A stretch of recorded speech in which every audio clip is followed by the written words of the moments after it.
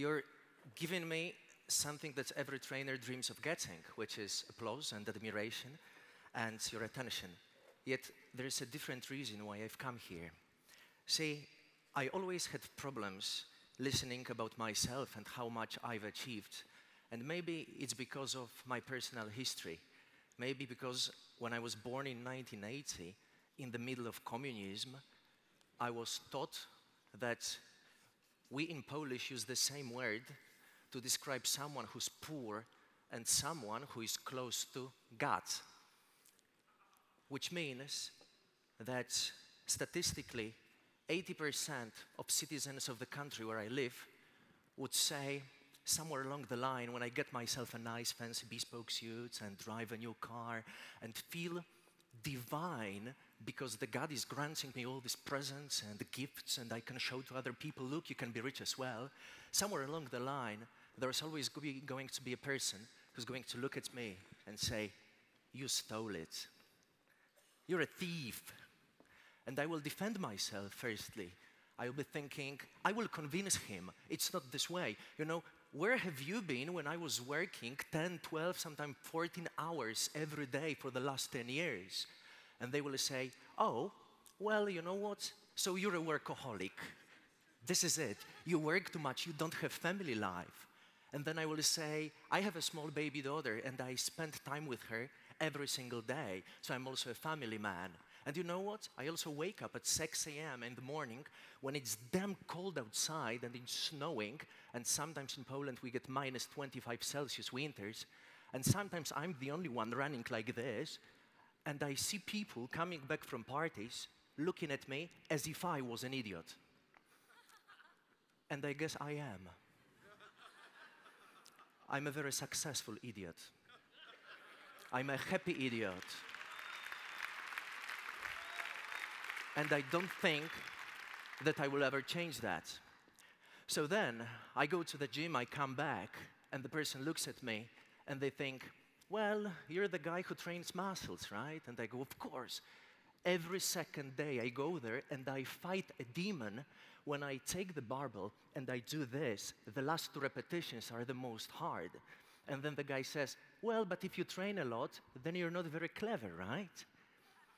And I say, you know what? I finished 3 different universities. I speak 8 different languages. I wrote 6 books. I travel around the world and teach people how they can improve their lives. And they say, aha, I knew it. You're arrogant. That's it. You're just showing off. So then, see, I have big trouble taking applause and taking admiration. Maybe because all my life, it's been about the fight.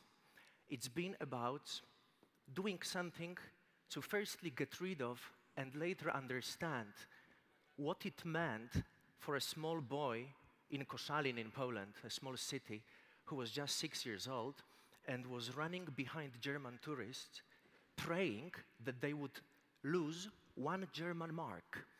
Because if they did, then I would pick it up and I would be just like people from the West. What a paradox it is, then right now I'm in Germany on the stage and German marks have come back in euros.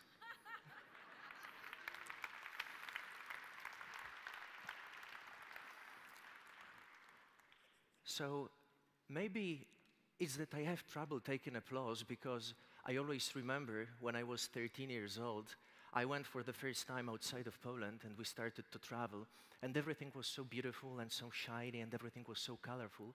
And I went and I started speaking English with other people, and what shocked me most was that my English was sometimes grammatically maybe even better than of some of the native speakers, yet when I was speaking, I felt ashamed and afraid that I would make a mistake.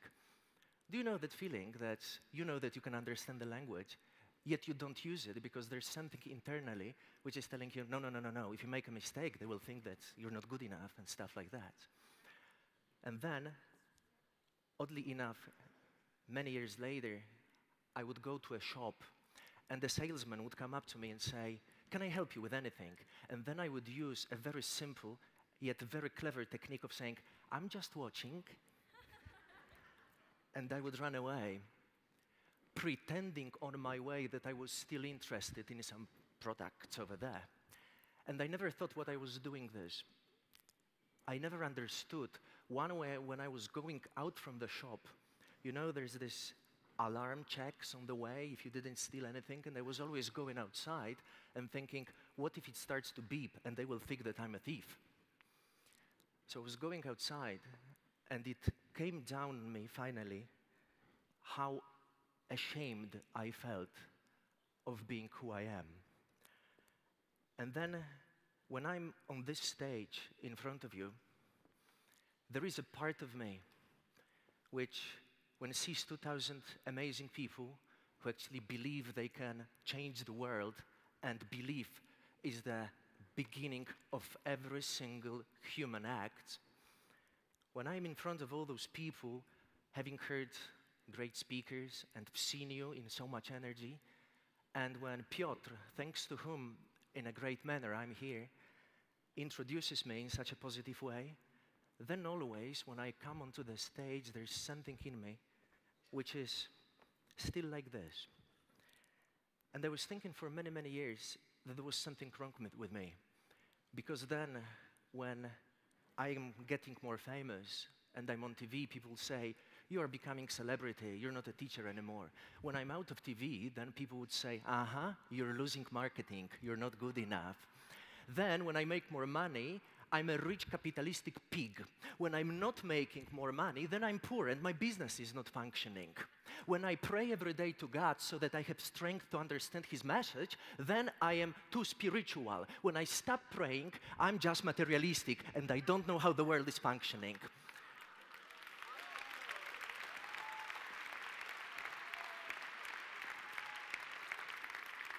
So even though most of you cannot even pronounce my surname without a huge bottle of vodka, even though most of you have never seen me before, there is something deeper behind the labels that connects us.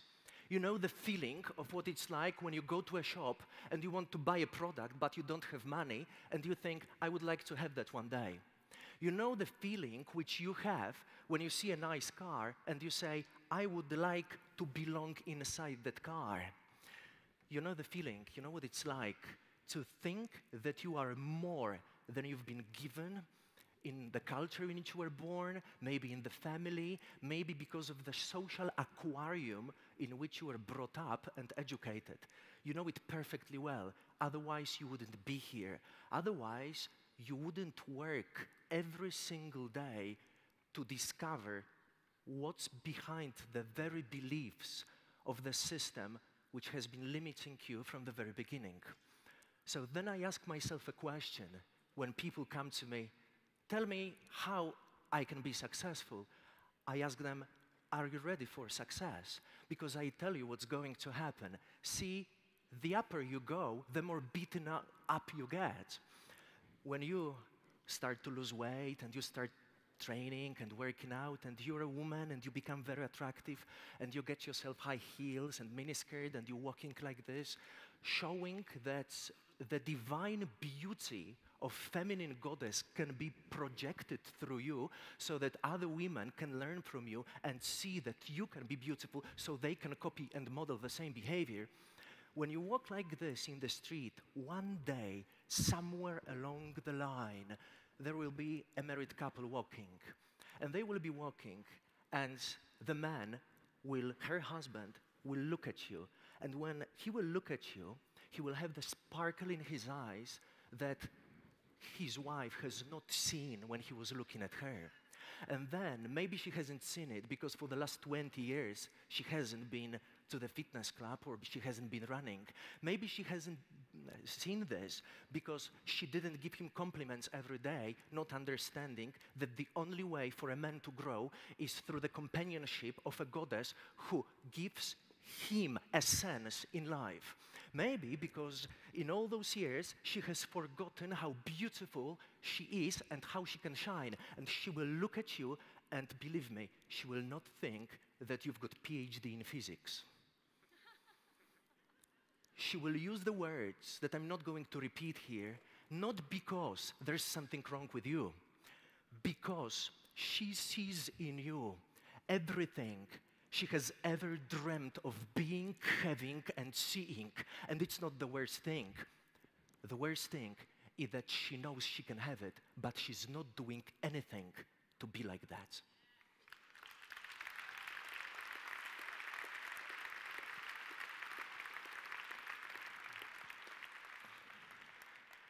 So then, maybe you get yourself a nice, very fancy car, and it's all beautiful because you understand that right now, in modern 2014 era, Buddha cannot meditate under the tree for 6 years because he will be fined by the police. So maybe you understand that Buddha needs to enter Mercedes-Benz right now, so that spirituality doesn't have to be poor, and rich doesn't have to be empty, and you combine two words. And then maybe you go into a Mercedes and you're driving it and you're proud of yourself because you've been working hard together, because you know every single morning that you, when waking up, your internal dialogues were going, well, let's just sleep another 5 minutes. And the sheets are so warm and so nice. Let's work later on. Yet you are waking up, you are taking the first step, and you started to work, working every day, fighting every internal dialogue doubt of your ego, which was trying to project that you know that you're not who you truly know you are.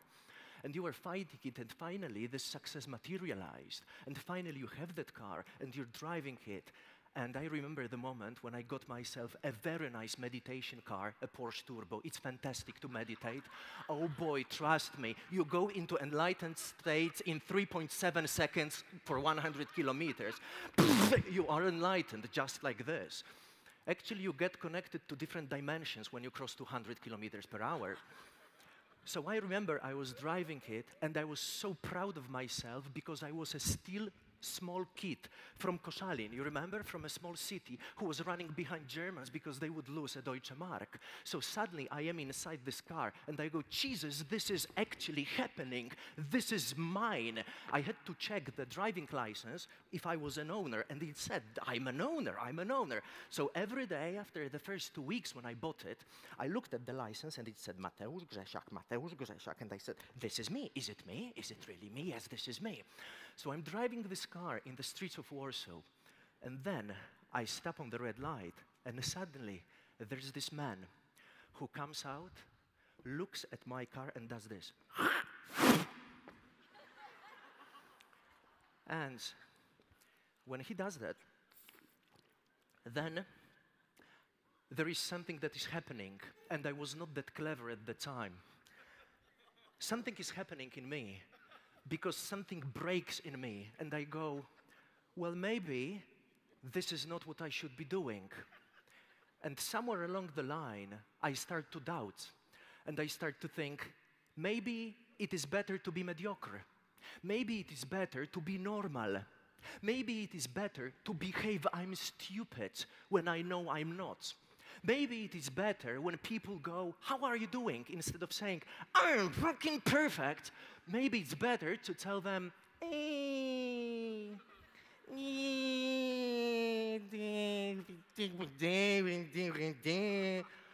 I'm curious how the translator are translating this into Romanian.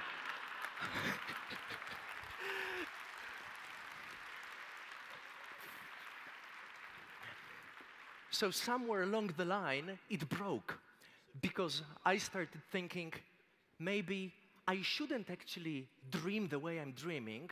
Maybe it's not that I was right, maybe someone else was right. Because when I was 15 and I was asked a question, so, who would you like to be in life? I said, I would like to be a millionaire.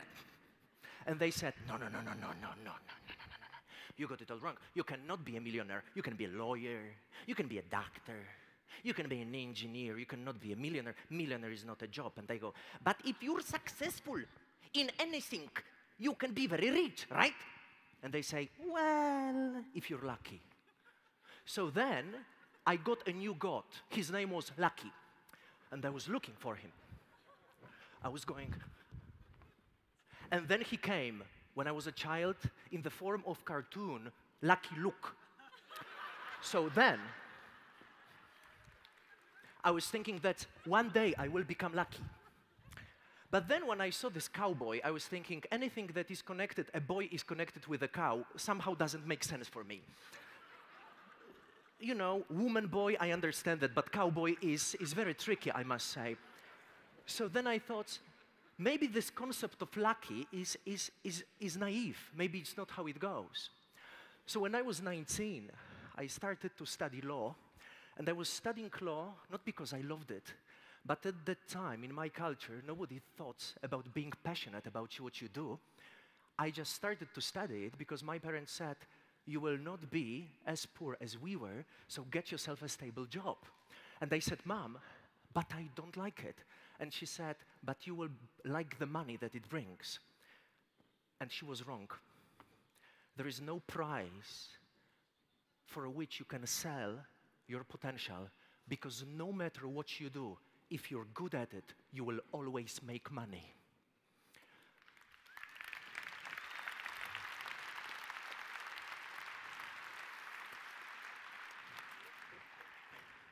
So I was thinking all my life, up to this moment, when I'm here on this stage, going between two worlds. The one world is the world in which I'm just a regular guy. I'm just like everyone else. I agree with people because it means that I will be accepted. And I say what I imagine they want to hear. And when I go into a shop, I don't look at the most expensive products. I look at the ones that are useful, because it's not good to spend too much money, you know. And there's another world. The world in which I say what I want. I work pursuing my dream, imagining that one day a small boy will talk to thousands, if not hundreds of thousands of people who will actually want to listen to him. I work every day hard, fighting not only external demons, but especially internal ones, which seduce me into thinking that I'm not good enough, that it's important what other people will tell about me, that it's more important to check how many likes on Facebook I got instead of working, so that later on I can be more prepared to give you more knowledge. And I'm between two worlds. So I need to do a reality check. Have you seen a movie Inception, in which they want to tell the difference between the real world and the dream world, and they use a small trick over there? I need to use the same trick with you. Is this actually happening right now, that I'm in front of 2,000 people, speaking in a different language, and those people actually want to listen to me? Is it really happening right now?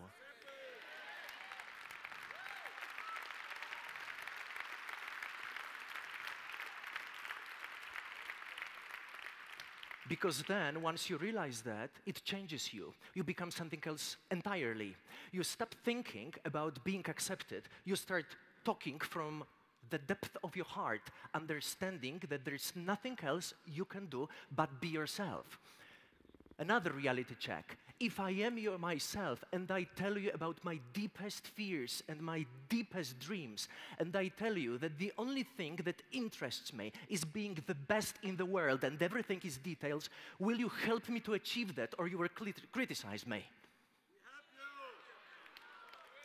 If you help me, then it changes me completely and I become something else entirely, and stop thinking that maybe I would be regular or just very good. I make myself a picture of who I want to be later on, and I start working and working and working, and every day, whatever I do, there's always someone going to be along the line saying, no, you know what, you're not good enough. And I will say, but I'll prove to you that I'm good enough. Just give me 5 minutes, let me speak for a while. And then they will say, I don't know, you know, because they will keep on projecting all the limits they have onto me. If I tell you that I've come here for a very important reason, I've come here to teach you something that will stay with you for the rest of your lives, then will you listen to me? Yes. In this case, now I'm ready to start my presentation.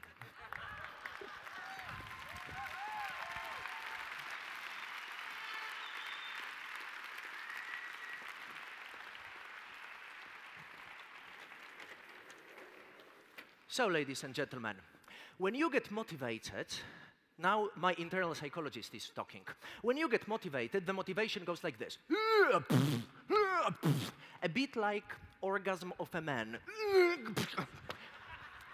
Oh, you actually know this. You actually do know this. Women go, unfortunately, that's true. So, I don't want to end up like that. I want you, after this seminar, to actually go out and carry on being even more motivated with everything you do. So I've prepared some information from you, information which you start using once you go out from here is going to help you maintain the level of motivation that you've gotten here and also improve every day so that every day you wake up with more energy, every day you wake up with better belief system, every day when you wake up you look at your wife or your husband or anyone else who's sleeping in your bed, and even if they go like this, you go, actually, someone wants to be in my bed.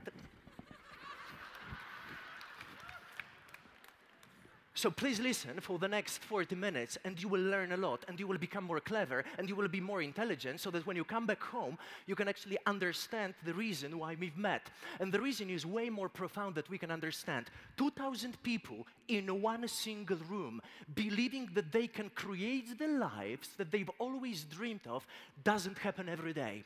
Every day, today is Sunday, and most probably, some people are waking up with a huge hangover going, Jesus, why don't I have the life that I've always dreamt of? I know, because I'm drinking every day.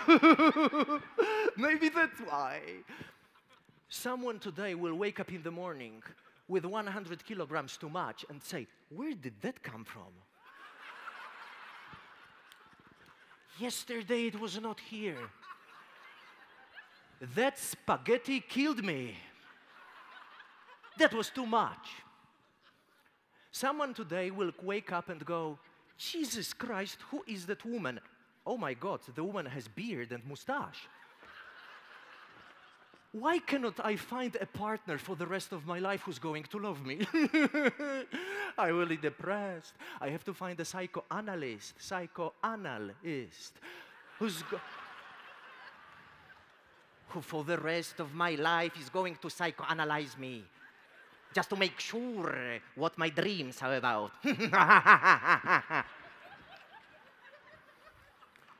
So, having fun yet?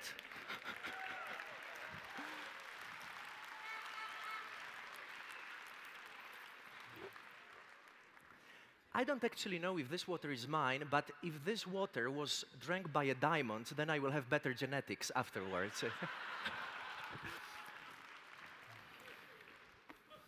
So listen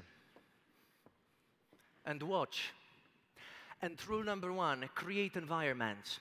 We as human beings are dependent on the environment in which we function. So, when you go to Brazil, you will find snakes which can be way more big than the snakes which live in Venezuela. It's the same anaconda, but because of the aquarium is bigger, then the animal gets to grow and change the size. The same thing is going to happen with the turtles and with fish.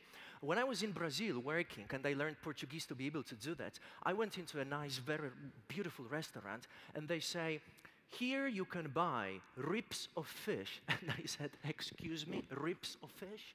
And they say, yeah, we've got very nice ribs, you'll love it. So they bring ribs of fish this size. And then, being an educated man, I figure out that if the rib is like this, the head is not like this, and the tail is not small neither. And this fish, once it's put into the aquarium, it will stop growing and changing its size. Think about human minds. Culture is aquarium. Every possible language is aquarium. In my language, in Polish, we've got, and this is what linguistics experts are saying, 455 words to describe human intellectual capabilities. 449 words are negative. Which means that we Polish are experts in criticizing, in analyzing what doesn't work, in figuring out how we can destroy anything. because we don't have the language which can make us more happy, more intelligent, more profound. Which means that language is also going to implement certain constraints. You know that in Spanish, and I'm married to a Mexican girl, you know that in Spanish they use the same word, which is esposas, to talk about this, a wife, and handcuffs. And he's saying that it's true. Well, that's his personal bad experiences, but this means that we are born inside the language, and from the very beginning, we are growing to the sizes of aquarium. So if I decide to learn, then the question is, will my aquarium let me show my greatest potential, or will it limit me? And the aquarium can be different. Maybe it's people you're surrounded with who are not more clever than you are. There's people who, instead of motivating you, they say, you know what, it's difficult, life is bad, da-da-da-da-da-da. And you go, I don't want to listen to that shit. My life is beautiful, my life is fantastic. When I wake up in the morning, even though it's cold outside, so what? I'm going to put on a jacket and I enjoy the snow. And then maybe they will say, no, because it's going to snow for the rest of the week. And you go, so what? It doesn't matter. So maybe you should think about environments whom you spend your time with. My rule has always been being with people who are more clever than I am, because it means that I will grow and I will improve faster. Maybe you want to start studying English. Some of you are using headsets. Maybe you don't know that in English we've got 550,000 words, but an educated British person knows 25,000 no's. It doesn't mean they use them. When it comes to usage, they use only between 2,000 and 3,000 words in 95% of situations, and they limit to 600 words in more than 80% of situations. If you know that, statistics are working for you. So when I started, and I worked in Italy, started to learn Italian. I started to listen to radio in Italian. I started to repeat how Italians were talking. And I remember there was this radio with a presenter whose name was Francesco Conti, Cosa succede? So there was Francesco Conti, and I started to repeat and talk like Francesco Conti. I was becoming Francesco Conti. So after some time, after 3 weeks of listening to that programming, my wife says, Matteo, let's go to my bed. And I say, Francesco Conti, now I'm going. So my wife, who's that? And I go, Cosa succede? Mateusz Conti, you know. Because I started to implement this, but oh boy, I learned Italian very fast. The same way which I was doing with different languages. Então agora posso falar com vocês português, por exemplo, a versão mais brasileira. E a verdade é que aprendi português só durante 3 dias, todo o tempo ouvindo os rádios, especialmente de São Paulo. So I learned and I started to speak Portuguese after 3 days. And there's someone who comes to me and says, this is impossible. And I go, but I speak it. It's even on television when they interviewed me. And they said, you're talented. And I go, I'm not talented. It's another Lucky Luke, you know, talent. Where's my talent? Where's my talent? I'm not talented, I work very hard, and I am clever, so I have systems which I use which help me function in a typical way. So you need to organize the environment in which you can grow. You don't need to motivate a plant to grow. You don't have to come up and say, you will do it, you can become a tree. And the plant goes, okay, thank you.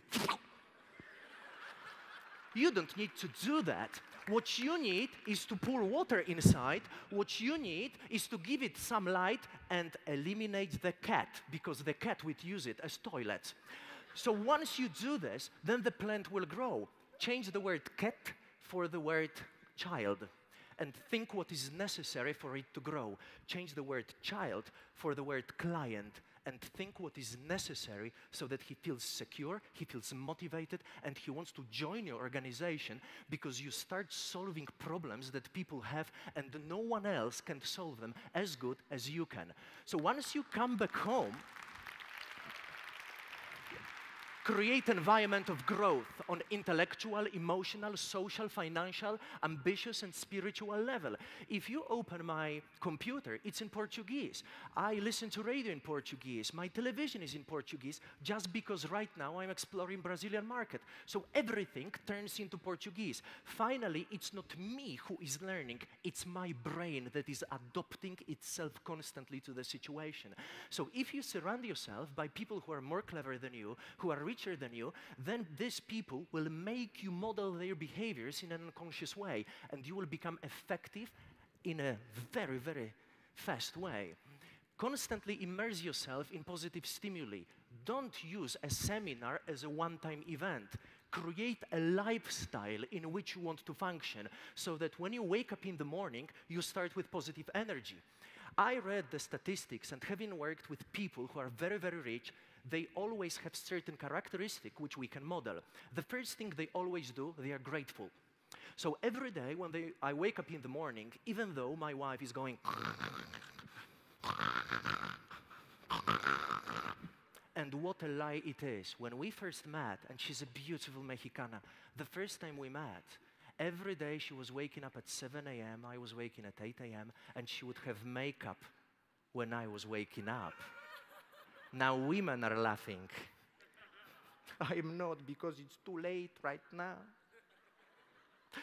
Well, she was more clever than I did, which it should always be with men and women relationship. So then I wake up in the morning, and the first thing I say, thank you, God, that I'm married. Thank you, God, that my child is here. Thank you, God, that we have all these things that we've got around our home. Thank you that I've got 2 legs so I can walk. Thank you very much that actually I have bed I can lie on, and I do this non-stop for 5 minutes. Once I do this, I go into love abundance. I start saying, this, what I have, is enough right now. I'm cleaning my teeth and I say, I am happy I am doing this. I look into the mirror, and even if, and every year it's just getting worse, I am more like this, I will say, hello, I like you, and I will do this. Because even if you smile artificially, you still make that your brain produces chemicals. Would you like to try that? Let's drag you right now. Repeat after me. Ah. Ooh. Ee. Mm. So how do you feel now? You see, it's so simple. So every day I look into the mirror and I'm so sleepy, and they go, and finally, my brain starts to produce chemicals that are necessary. Create environment. Environment will make you grow in a very potentious way. You, and I've always been so grateful for this to your organization, that you probably are the most important single factor that is responsible for positive thinking in the world. Isn't that true? You want to develop, you want to be more clever, you want to be motivated, you want to be optimistic, you know how important this is in life, and this is your fantastic responsibility, and I will always be grateful for that. So once you understand that it's all about education, start developing yourself on different levels, not only on one level, for instance, sales, because other levels are also necessary. You cannot end up like guys who go to the gym, but they never train legs because legs are too difficult. Later on, after many years, you will look like a Spider-Man. You will be big here, but you will walk like this. You have to develop holistically on different levels. So once you do this, please remember that you make yourself an educational plan. In the first week, you practice sales. You choose one technique that you learned from all these clever and beautiful people who've been presenting here. You talk to your sponsor, and you take one technique, and every day you practice it. Every day, every day, every day. If the technique is, for instance, smiling, every day think about smiling, come up to people and go. And if they say, you look like a monkey, then you go, I'm sorry. And maybe they will laugh. Of course, that at the very beginning, when you practice it, it will be artificial, it will not be functional, but finally you will get there. Whatever we practice, we become masters at. Second week, choose relations. Start to relate to people. Start thinking what is necessary so that people trust you, so that people figure out that you're a person who can change their life, so that people connect you with education and with becoming more clever on different levels. The fourth week, practice communication. And again, choose one technique. Maybe it will be some sort of linguistic pattern. Maybe it will be some sort of a linguistic technique. Whatever this is, choose one thing and practice it every day. And once you practice it, you become better. Don't ask me what's going to happen in a week. Ask me whom you're going to be in a year, whom you're going to be when you are 10 years from now, whom you're going to be in 20 years' time. Don't think about tomorrow only. Have a huge plan for the rest of your life. All people who are successful and rich, they actually think what's going to happen after they die, not only during their lifetime. Once you do this, organize yourselves.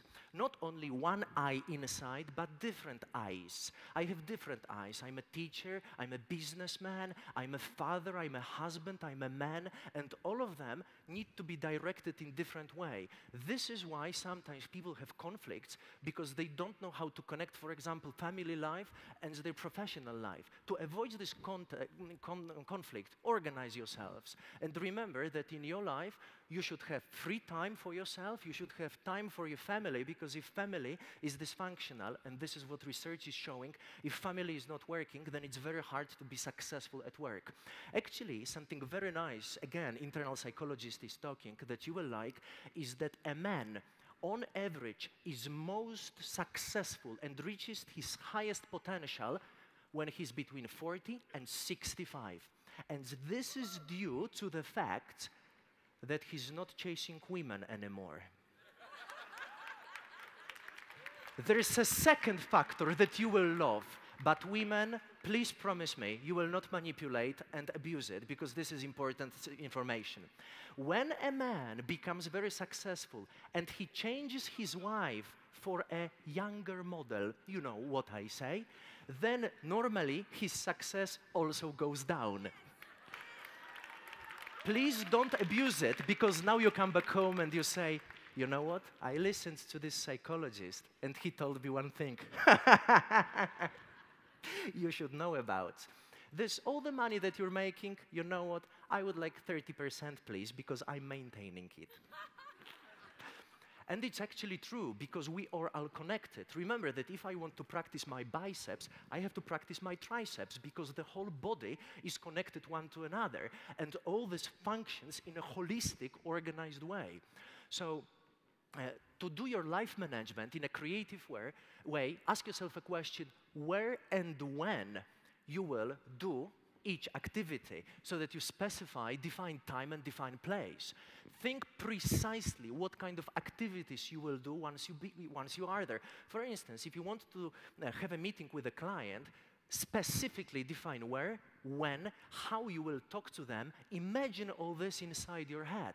A very famous 26-time world champion in swimming, Michael Phelps, when he was a child, his trainer, before he went into the swimming pool, made him greet, "I will be a champion." And before he was greeting, before he was shouting this, he was not allowed to enter a swimming pool. And you know what? His dream finally became reality, just like all of us. We have to imagine and we have to start programming our brains in a very, very specific way. So think about results. What are you expecting to achieve? Go there in order to learn something. Even if you have a meeting and you're rejected by the first person, by the second person, by the fourth person, yes, of course, this will happen at the very beginning when you're starting, but it doesn't matter, because from each meeting you can learn something. You can ask yourself a question: what specifically did I train? How am I getting a little bit better? How am I improving my results? So after first meeting, second meeting, after 50 meetings, even if financially they were not yet successful, you will be more clever, you will be more intelligent, and trust me, once you become an expert in this, you will always make money, because you will understand how people think, you will understand how market is functioning, and you will be able to help people so that they can achieve their dreams by solving also the problems that they have. What are your intentions? Why will you be doing this? Why do you want to go there? Do you go there to be accepted? You're not a model on the catwalk. You don't go to a client to go, hello, look how beautiful I am. You don't go there to show your spirituality and your intellect so that they accept you. This is not your job. If you want to do this, become a model. If you go and if you talk to a client, you go there for a very simple reason. This person, if they buy your product, they will have better lives, and this is it. And if they don't understand it yet, they have to be convinced. Imagine a very simple thing. Imagine that I am selling insurance. Imagine that I have a young gentleman who is 18 years old, and he just started to ride a motorcycle. The biggest amount of accidents, the biggest number of accidents happens when 4 men between the age of 18 and 25. Why? Because they have these egos and these abilities.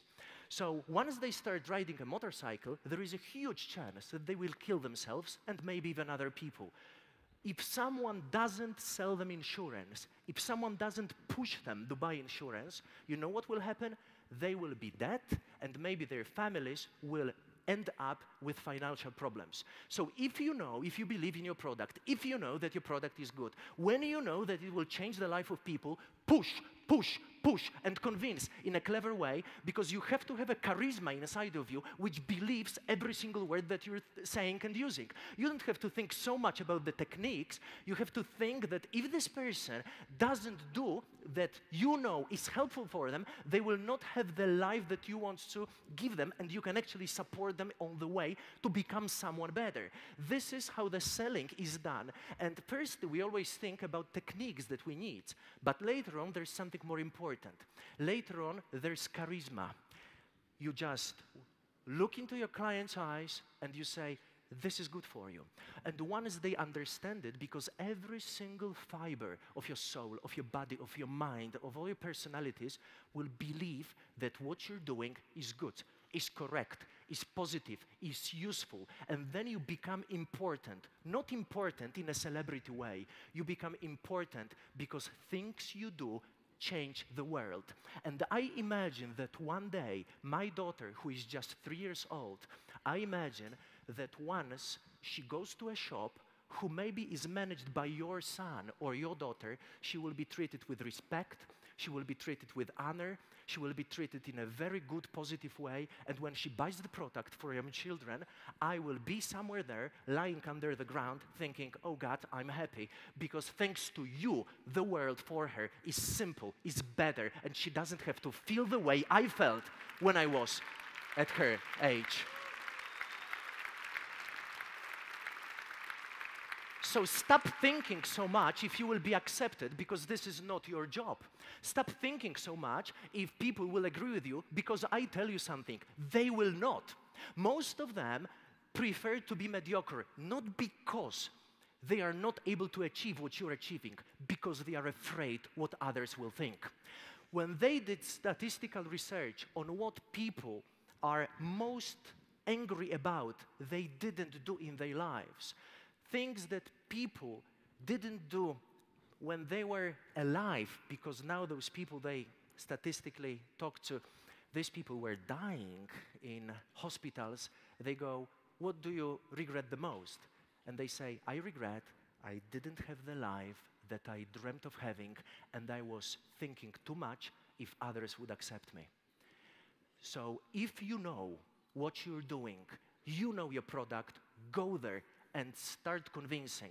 If the first time you go, psh, then you go, excuse me, psh, you go, excuse me, psh, and they go, excuse me, psh, and finally you will end up going, oh Jesus, this is really happening. Because your life will not be easier when you do this. It actually will be harder. But leaders are born so that they sacrifice their lives for others. This is not my problem if I will be accepted. My problem is if you go outside, if you will change the world so that my daughter can be more happy. This is my problem. I am not afraid of dying. I've got people that I love around me, and I can give my life like that. What I'm afraid of is that I will not understand the reason why I've been born, so that I become special, not to look into the mirror and go, I'm perfect, so that I am here becoming a mirror for your potential and understanding that you can be better and more clever, because then your life becomes valuable, then your life becomes important, then you stop having problems which are too small for you. You are too intelligent to have little problems. You cannot grow as a sailor on calm waters. You have to go there, you have to find the storm, you have to face it, you have to confront it, and you have to say, demons, come, and go. And yes, it will be difficult, of course it's difficult. So what?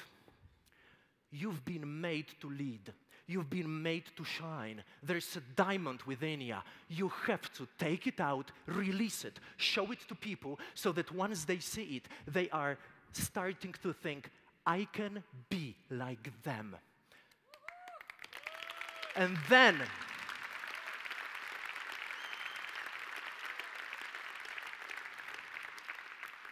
and of course you still have problems, but these problems are different. They are of a different caliber. This is not a problem of rejection anymore. There would be a problem of, will I actually understand the God message that I am important and I can actually change the world? Worry about this. Don't worry if the client says, okay, or says, no, not okay, because today client has a diarrhea and he's like this. And he's running to the bathroom, and you come and you say, hello, I've got the product, and the client goes, not now. Maybe it has nothing to do with you. Maybe just not the time. So don't worry about this. Focus, focus, focus. Work hard, and you will get where you want to go. 4, confront your shadows. Always, when there's light, there will be a shadow. So you want to be admired? Perfect, but there will be a fear of rejection. Okay, so you want to change the world's problems? Perfect, but there will always be fear. Perfect, so you want to have strength? Every strength has a shadow of being aggressive or being angry. Shadow is always there. Don't run away from problems. Confront them. You think there's people who are not afraid? Everyone is afraid. But the question is, who and what are you afraid of? Fear is a horrible God. Fear is a demon, and I am afraid of him. But there's one thing that I don't do. I don't pray to him. I have different guts. I have guts of determination. I have guts of motivation. I have guts of love, of compassion, of consecration, so that my life has sense. I don't pray to demon of fear. So when he comes, I don't go into, oh no, I'm so poor, please don't attack me. Or I don't go into, I am so special that I can solve any problem, because this is not true. When he comes, I take a deep breath and I wait, because I know that every single thing I confront, I become stronger with. So I eat fear, I digest it, and once it's digested, I have no problem no more, and I look for another one which is bigger than I am, so that with humility, I can come up and say, please, come. And the fear will come, and the rejection will come, and the lack of acceptance will come, and maybe someone will get aggressive. And then I will do my best to be calm, to breathe, and understand that sailors don't learn on calm waters. And I understand what my role is. Remember why you do this for, so that the next time when the demon comes, you will be there. You will not trust internal dialogues which will make you feel rejected or inferior or worse. You will just stand there, wait, and the fear will go, because it will understand you that you don't worship him, and he will be gone. And you will have an open path to come to a person, and with the love and compassion in your eyes, tell them, I know how I can change your life. And then you will be powerful.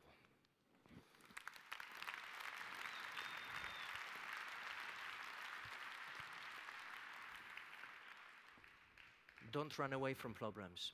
Find the ones which will make you grow. Find the barbell in the gym, which is hard enough so that you can grow when you use it. Find a dragon, which, when you fight, you will be hit a few times, but finally, you will master it, and finally, you will become better, because you need a strong stimuli to become more clever, to become faster, to become more agile, to become more flexible, to become better. People take up on problems which are too small for them. Get yourself a dragon that is big enough. Today, I heard very amazing stories and very clever stories about the beautiful Argentinian saying that in the lands there is a person without an eye can be a king. There is another one that we have in Polish which is similar. When you go into a kindergarten, you are always very, very strong. Don't go into a kindergarten to compare yourselves to people who are weaker. Help people who are weaker so that they become stronger than you are, because every master's dream is that their students and clients become more clever and effective than they are.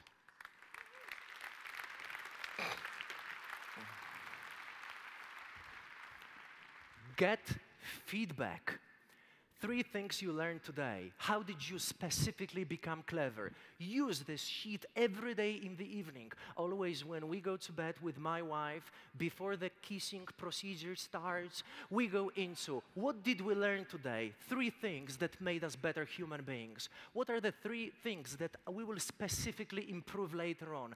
Maybe we will be more calm in X situation. Maybe we will act in a bit different way. Specify it. Your brain needs very concrete and precise installations and strategies. How will you do it specifically? And remember about being grateful. And then, of course, the kissing comes. And kissing is just the best motivator that exists, you know. So, remember about first impression. Look at this guy. He's got tidy hair. He's likable. He's smiling, he's happy, he's trustworthy, he's present. He doesn't look at his watch. He doesn't think that, I will harm you, I will manipulate you. He doesn't do this. He has an assertive handshake. It is not a fish. You know a slimy fish technique? Hello. Don't use the slimy fish technique. Be assertive. Look into people's eyes. He's got fresh looks. He's open. He's clean-shaven. He's outgoing. He doesn't go into, I will sell you something today. He doesn't do this.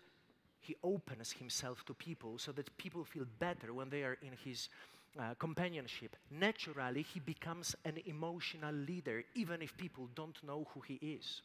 Remember that in first impressions, you've got 3 seconds when brain defines you as a person who's likable or a person who is competent. When you become likable, the brain is going to treat you like a friend, person who's going to be nice to have companionship with, a person who they can socialize with.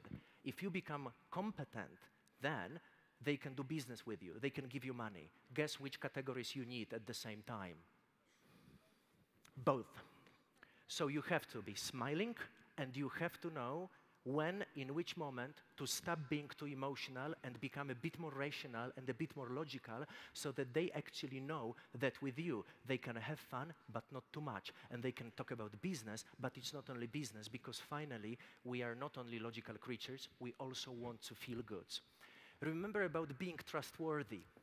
The research, psychological research, is showing that we need 5 aspects: authority, experience, show that you are similar to the person with whom you're talking, and the best way is by showing that you've got similar problems. Give them trust, and be physically attractive. Physical attractiveness in the world of Facebook is done, not born with. Train a bit. Get yourself a nice suit. Get yourself a nice jacket. Be well-groomed, so that people, when they look at you, they go, and they know that you are someone they want to be around. And guess what? If they want to be around you, they will buy from you. Once you've got this, build multi-level relationships. Focus on different levels of connection. Maybe you can help people with their finances, which means that thanks to you, they will make more money. Maybe you can help them with emotions so that they can feel better when they are around you. Maybe thanks to you, they can become someone who they are always dreamt of being, which is the level of ambition. Maybe thanks to you, they can solve the problems, or they can get access to social circles to which they want to belong. Maybe with you, they can help the others, just like the More Foundation, so that they are stimulated by giving, and a special part in our brain makes us feel important. Maybe because they will be self-realized and they can become a person who's an individual, who knows their limits and who knows their missions. Maybe they will become a person with you who knows what their life is consecrated to, so that it starts to have a vision, so that they start to have a mission and they know what they are ready to die for. Maybe thanks to you, they will connect to God more. All of this is a multi-level relationship, and all this means that there's many different factors you can connect with people. Guess which do you need? All of them. Of course, all of them. Of course, all of them. So practice. You can use the same thing with your clients and with your spouses and with your children. Maybe you've got finances connected, but you're missing a bit of emotions. So maybe every now and then, come up to them and say, "Woohoo!" And they will go, "Why are you doing this?" And you go, "Woohoo!" And they go, "Why are you not serious?" And you go, "Ah." So that they feel better around you, just for the sake of it. Remember, whom do we like? Become the person who's likable. We like people who are smiling. There's research which shows that when a waitress is touching a client, but I'm talking about these places, because otherwise it's not a waitress. When she's touching the clients, she gets more money from the client. We like people who are well-groomed, people who are present, people who don't run away thinking about different aspects, but they really sacrifice their time so that the moment becomes important. Even if it's 5 minutes or 15 seconds, be present, look into people's eyes, be calm, and tell them the message that you have in using the least words possible. We like people who are assertive, people who are interesting, people who can laugh about themselves, who are not very serious, people who are not standoffish and are like this, but people who have a certain distance to themselves. We like people who are similar to us, open, positive, and self-confident. Which means that once you think about these factors, take one factor and practice it for the whole week. Practice smiling for the whole week. Practice making eye contact for the whole week. Not a zombie style.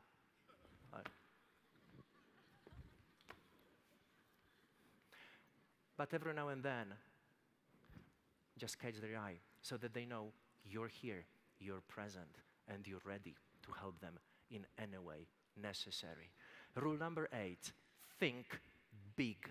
You're too clever to think small. You cannot have too small a dragon, because otherwise you will not get the strength that is necessary for you to achieve the life that you want to have. Always define a vision. So ask yourself, what will be left behind after you die? And once you have this, you can actually realize that the vision is always bigger than you are. Because if this is bigger, then it means that you have to challenge yourself. And when you challenge yourself, you grow. And when you grow, you become more clever. Think about your mission, which way you will choose to get there. In my case, it's education. My vision is very simple. I want so that people everywhere in the world have access to soft skill communications, like emotional intelligence, financial intelligence, spiritual intelligence, so that they don't have to go through 20 years of useless educational system in which they learn the capital city of Burkina Faso, which I'm sure that every day in the morning you think, what was the capital city of Burkina Faso? Do you do logarithm for lunch? Do you do geometry at night? And before you go to bed, you think about pollution in Cambodia in 1975. But every day, you want to feel connected with people. Every day, you want to be special. Every day, you want to be better human being. And then you have objectives. What do you need to actually get there? And once you do this, then your mission is done, and you can be satisfied and go home and promise people that if they want to take photos with you, you will be waiting down there outside in the store at your place, having the greatest opportunity to say not only thank you, but also muito obrigado, but also muchísimas gracias por escucharme y qué bueno que ustedes están aquí los españoles. Qué pena que no tenía una chance y oportunidad de hablar en español con ustedes, mas quién sabe, la próxima vez puede ser. So, and not forgetting about final part, nigdy nie pozwólcie, żeby ktokolwiek ze zachodu w naszych głowach był w naszych głowach lepszy od nas. Zróbcie tak, żebyśmy my jako Polacy wyszli z durnych kompleksów sprzed 200 lat i dajcie szansę temu, żeby nasze dzieci nie musiały się wstydzić, tak jak my się wstydziliśmy przez długie lata, czując się gorsi, że nie mamy forsy, że jesteśmy złodziejami i innymi pierdołami. Więc przestańcie to robić i zacznijcie budować naród, za pomocą którego możemy być dumni. Przez to, że stojąc tutaj na tej scenie, reprezentuję również was, będąc dumnym z tego, że tutaj jestem. Więc dziękuję wam za support, za pomoc i życzę wszystkiego dobrego. Thank you very much.